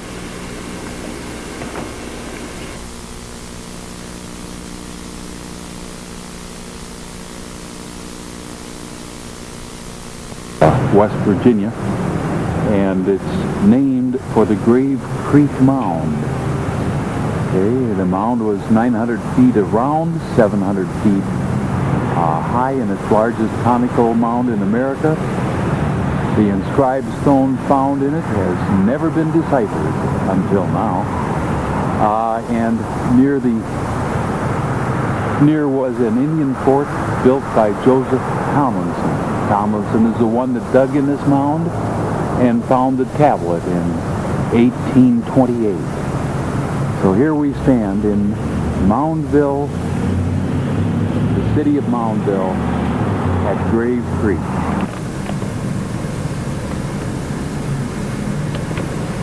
Grave Creek Mound, it says this world-famous mound was built by the Adena people. Isn't that interesting? Sometime before the Christian era. They don't know it was built by Christians. The mound was originally 69 feet high, 295 feet in diameter, and was encircled by a moat. Isn't that interesting? There were many mounds in the area, hence the city's name, Moundville. In 1838, the Grave Creek Mound was tunneled into and 2 log tombs with several burials in the grave offering were found. And now we're going to scan right over here to the mound, and you can see the mound from the back side. We'll try to get a little bit better view of it from the other side. There's actually a walkway up and around it where people can climb, and it says that it was 69 feet tall. Other recordings reported it being 100 foot tall. The 1838 investigation, and then later you see the second shaft being dug in at the bottom, but the contents of the upper chamber indicated that there was one skeleton, 1,700 disc shell beads, that there were 500 shell beads, a bar gorget, expanded bar gorget, diamond-shaped gorget, 5 copper bracelets, 240 fragments of mica, and an engraved stone tablet, as you see here. And in addition to that, there were below there were 2 skeletons, expanded center bar gorget, and 650 disc shell beads. I have not been able to see those here, but here is a close-up of the tablet.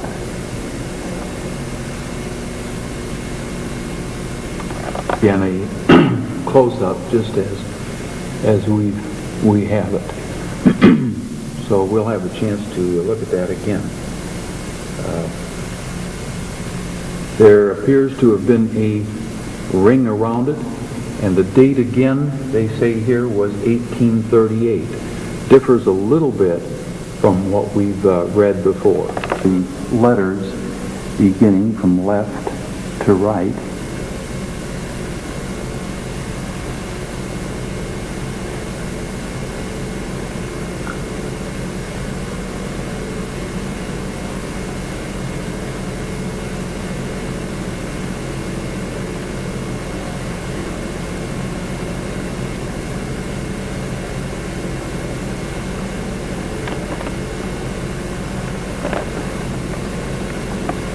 Here's various attempts to translate the Grave Creek tablet, and it says that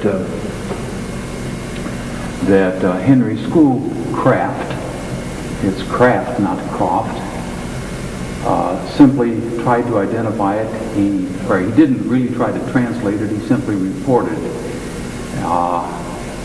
He said that there were ancient alphabets such as Runic, Phoenician, Ancient Greek, Etruscan, Old British, Ancient Gaelic, Celtic, Libyan, and Numidian. Between 1857 and 1875, 3 Frenchmen offered different translations. The chief of immigration who reached these places, or this island, has fixed these statues forever. Another one that was more Schwab, another one by Levi Bing.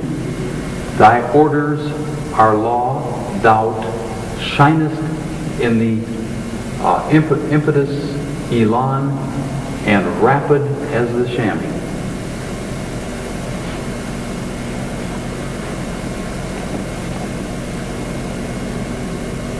Now here's some more. And this is this time Jules Opert. The grave of one who was assassinated here. May God revenge him and strike his murderer, cutting off the hand of his existence. Next one by Buckingham Smith, and this one appears to be I pray to Christ, his most holy mother, Son, Holy Ghost, Jesus Christ, God, Buckingham Smith. And then in 1907, a Moundville resident provided this version. United States of Egypt built by states of Western Union. Pretty wild.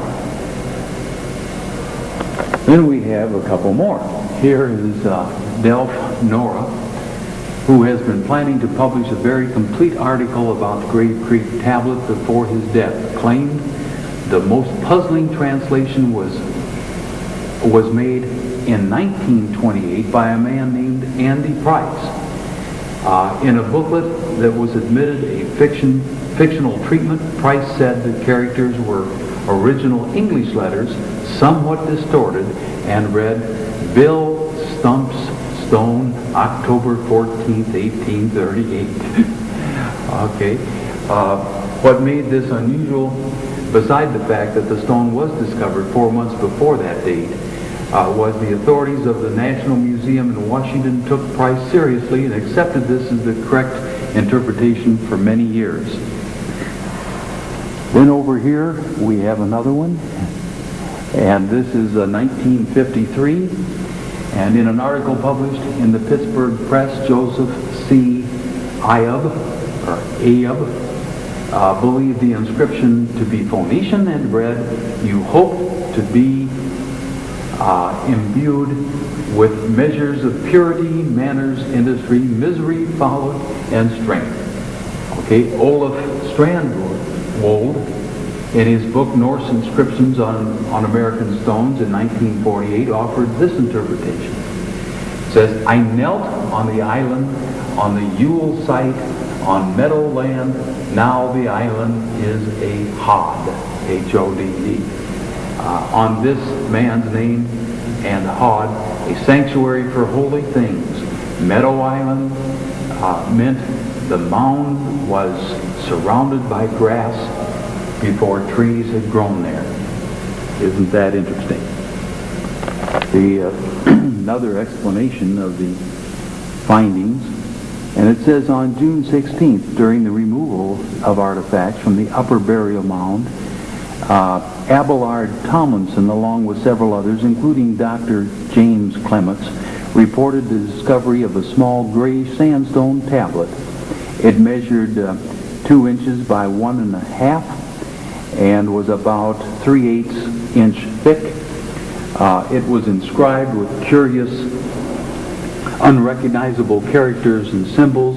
These symbols were arranged in 3 parallel lines of apparently 22 distinct characters plus a ideogram or a hieroglyphic symbol. Okay?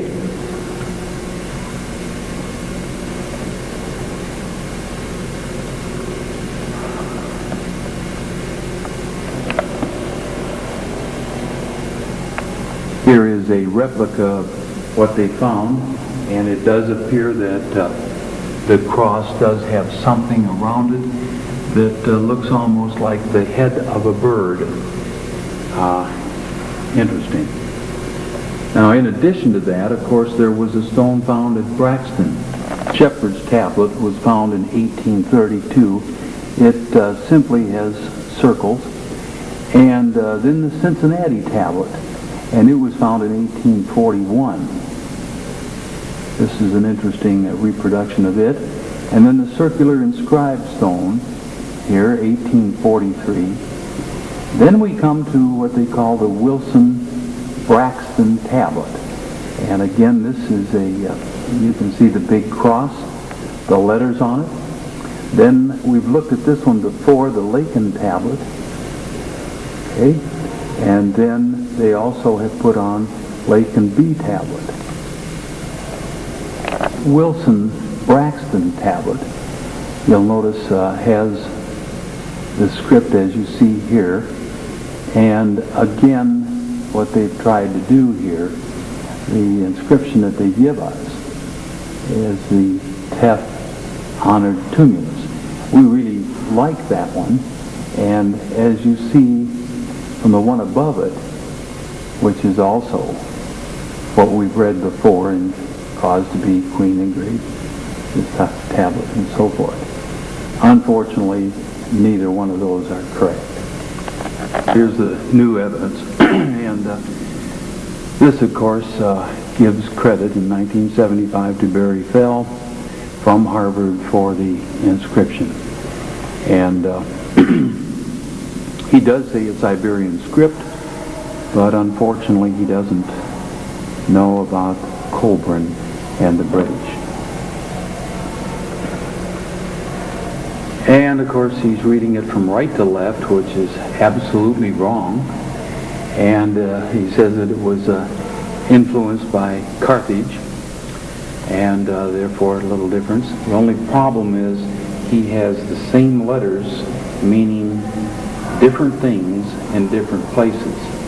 But interesting that his work would be here on this particular site.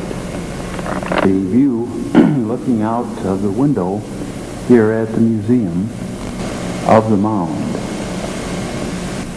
You can see the path as it goes up. We'll get another shot of it outside.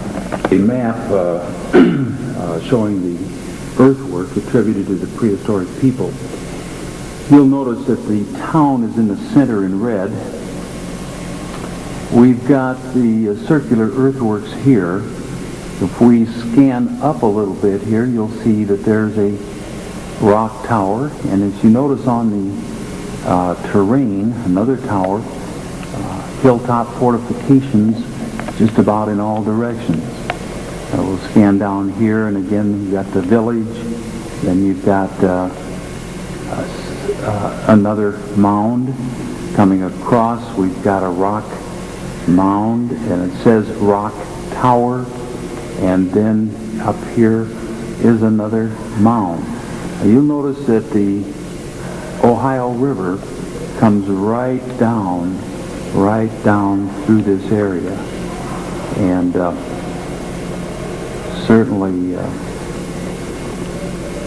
speaks well for this particular site, being on the Ohio River. Okay. As we scan down now to the bottom, you'll see another high point, very likely hilltop fortification. Okay. Little Grave Creek, and as we come down the creek, it's where we see the circular mound. That's where it gets the name, the Grave Creek Mound. Now, and I'm giving a little shot here of the mound. I'll hit the backlight, and again, this time you can see now the path that's been used to go up the mound to the top. When I first came here, there were children playing up on top of this mound. Brings in the foliage a little better for you. A table model that was designed for display in the museum to give you an idea of what the mound looked like. Has the moat that goes all the way around it, a little bit of a hill there, kind of maybe a 5-foot earthen old wall, you might say. And then it has a ring platform on the top. At least that's the way they've displayed it. Great Creek Mound, thank you. Oh, thank you, Susan. And tell us about where the tablet is. Well, the tablet... tablet? Yeah. Or are you talking about the Braxton tablet? No, I'm talking about the Grave Creek tablet. Okay. Mm-hmm. Grave Creek tablet actually is in the collection of a family who live in Richmond, Virginia. I see. In a 1952 Ohio archaeologist. Yes. I read an article about a man who was at an auction. Oh, yeah. And for $2 he bought this stone. The Grave Creek tablet? The Grave Creek tablet. Oh, my God. Was it the original? Yeah, he does get the original. Now, of course, you know, Grave Creek tablet is a 150-year controversy to Grave Creek Mound. Yes, understand. Those people thinking that that is a legitimate thing. Absolutely. those of us believing that it is a wonderful historical document to the mound, Yeah. but certainly it is not a prehistoric. I see. Mhm. Okay. Yeah. And I don't think you find any professional Mhm. who believes that the Great Creek tablet is legitimately something, I see. Why is that?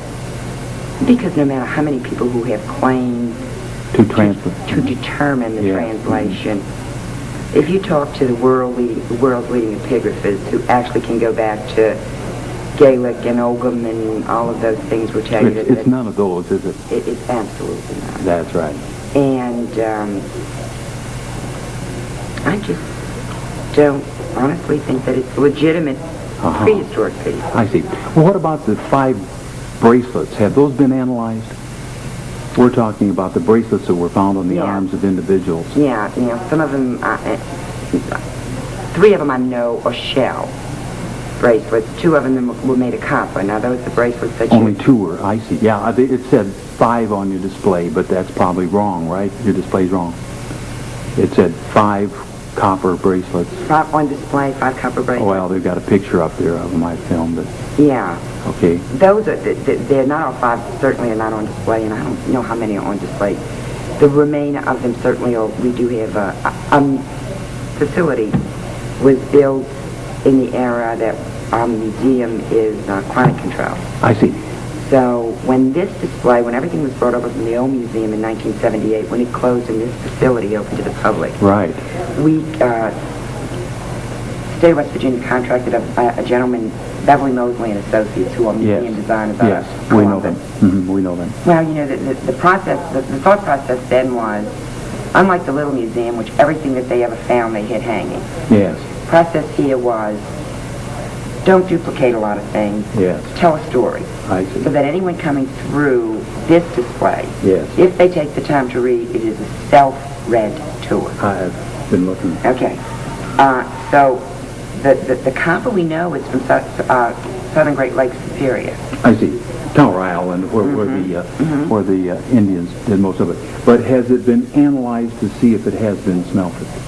Because we have found some on the continent that has been smelted that's great antiquity. Not to my knowledge. Needs to be. Where are the copper?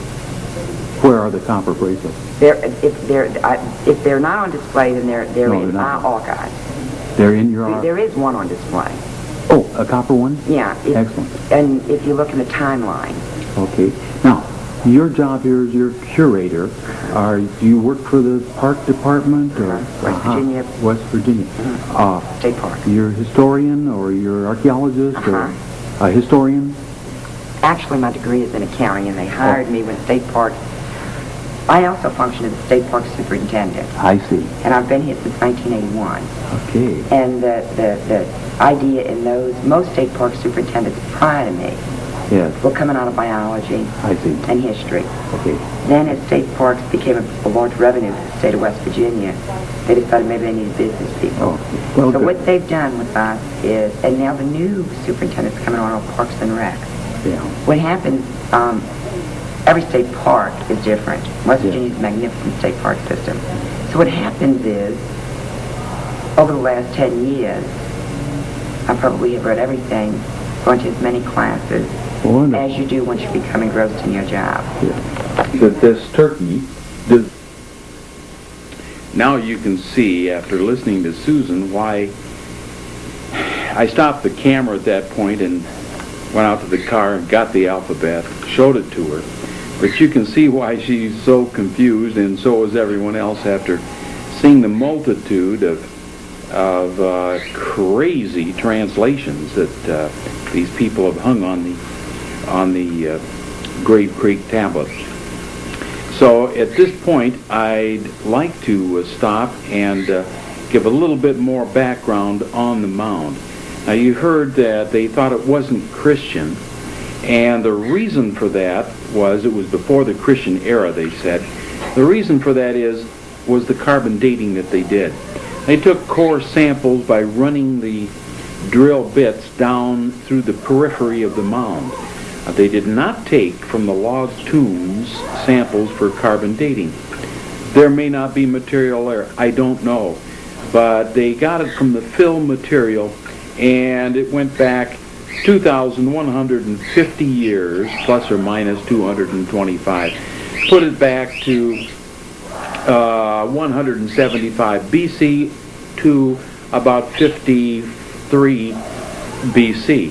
So unfortunately, and then they say that's perfectly all right. It fits with the Adena model that they have, but they really don't have the Adena people pegged down if they're calling this Adena, because they didn't get here, we think, until the 6th century. And they certainly were Christians. The Christian cross at Braxton, the Christian cross at the bottom of this certainly indicates that. Now the alphabet could have gotten here before that. However, the Christian cross certainly puts it into the Christian era. And I'm sure that it got here much after 55 BC. So we have a problem with the carbon dating, and the problem basically is that. Now, the thing that you may have picked up was that there was a moat all the way around this great mound. Well, there was another moat in Ashland around that big mound. There have been circles around, kind of moats around many of the other fortifications that we've found. I don't know if they're fortifications, but certainly mounds. The one at we've all looked at Mount Orab, for example, certainly has a moat and a ring around it.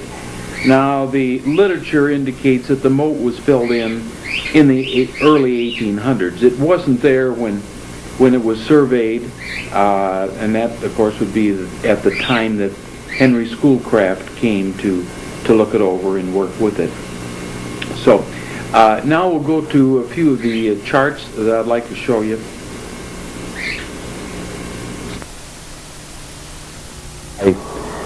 Susan was a little confused on the translations with all those translations, and such weird ones too. Well, let's take another look at the mound itself. This is, of course, the famous Squires and Davis etching that was done in 1848. This about 5 years after Schoolcraft had visited the mound. 75 feet tall, has a little superstructure at the very top, kind of like a little amphitheater, and right here. Okay, and this is from Barry Fell's book. It does show the two different chambers, burial chambers. You'll notice that there's about 38 feet difference between them, and it's important to understand that this is where they found the actual small tablet with the writing in it. Now, this is an important document because this is just West Virginia now, but it does show you all of the mounds in West Virginia. And if you look where it says map location, that right here, it shows you the distance from Pittsburgh all the way down. Many mounds that were all identified as being Adena, whatever that means to them. But we think their dating is wrong, but it does list the references. And if anybody wants to do some research in this area, wonderful. We've certainly now got some things that we can look for. So here is coming down the river from Pittsburgh down to Grave Creek, which is 102 miles down right here at Moundville Bottom. Okay. Now, here's another glance at the actual stages. They call them stage 1 and stage 2 because they think this is the way the two tombs were developed at two different time periods. I don't think so. I'm not sure. They may have been.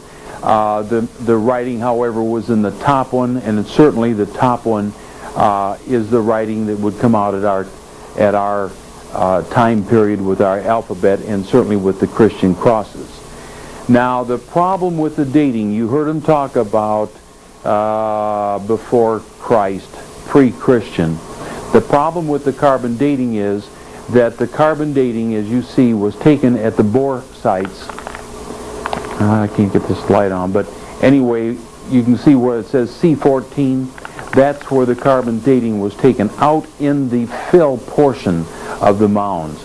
These were bore drill holes that went down. Had they taken it from the wood that was in the tomb, we would have a much more accurate time.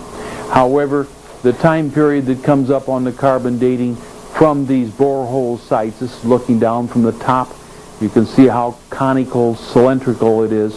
And incidentally, you notice that running out from it, you have trenches that go out through the actual moat.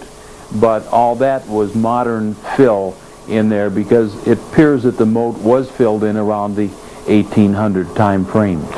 Okay, now with the radiocarbon dating, it says 2150 plus or minus 225. Now that really takes us from about 175 BC, not 200, up to about 75, 73 BC. So there's your time frame based on the radiocarbon, little pieces of charcoal that they found out in the fill portions of the mound, and certainly not good enough for the type of work that we need to date this. It really needs, and then they even add insult to it. They say the 200 BC date seems entirely satisfactory for the late Adena activity at Grave Creek Mound. Well, we know it's not because of the Christian cross and so on.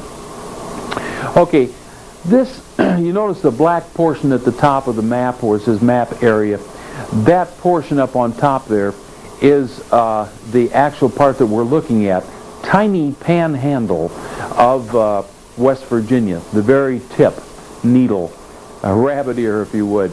But anyway, as you come down that stretch, that's where we find the map. And that's, you see where Wheeling Bottom is, that's about where the bridge comes across I-70 today, and then about 10 miles down to Moundville is what you have. Now at Moundville, you notice that sharp hairpin turn there. That is the part we're going to be looking at a little closer. Now this is the map that Schoolcraft sketched out in 1843. Now the important thing here is that his north is going sideways. So again, this hairpin turn would really look like this if we put it on the map correctly. I'd like to come back because all of his lettering goes the other way, and you'll see that we have ancient earthworks in several different places, and you'll notice that hilltop, it says lookout, but those hilltop fortifications are lookouts, all right, because they control the river and you can see both sides of it from those lookout points, just like our hilltop fortifications that we have up and down.